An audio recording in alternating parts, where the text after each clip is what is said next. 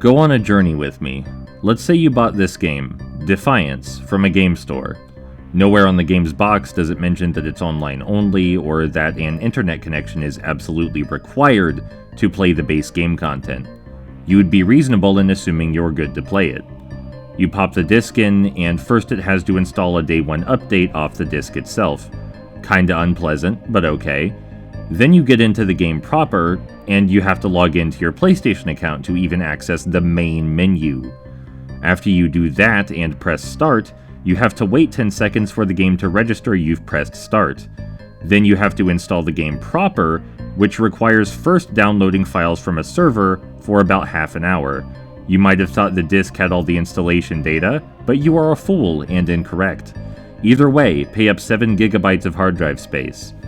You're treated to these gorgeous vistas and serene music while the game downloads and installs, so hey, at least you can get hyped about playing it. But then after it installs, you have to agree to the EULA. And after you agree to the EULA, you're taken to a patch screen. This patch screen requires several more installs and downloads, a couple dozen more minutes of your time, and a lot more storage space.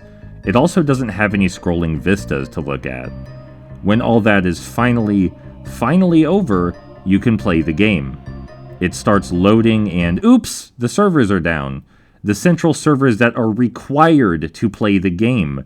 The central servers that the developers and publisher control and have no intention of providing you, the actual consumer, any means to access or recreate.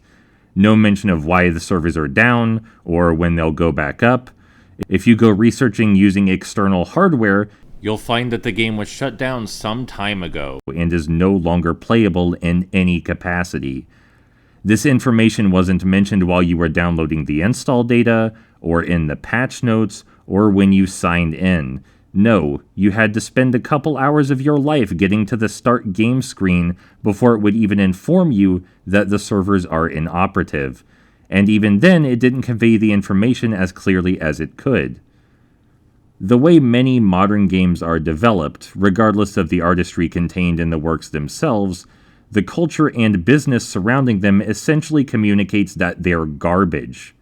That video games are fleeting entertainment you only engage with to give companies money, then they're to be thrown away without the barest passing thought afterward. I weep for Defiance, I weep for Battleborn, and I weep for every game senselessly destroyed by greedy businesses pushing thoughtless anti-consumer policy to exercise more control over what we consume.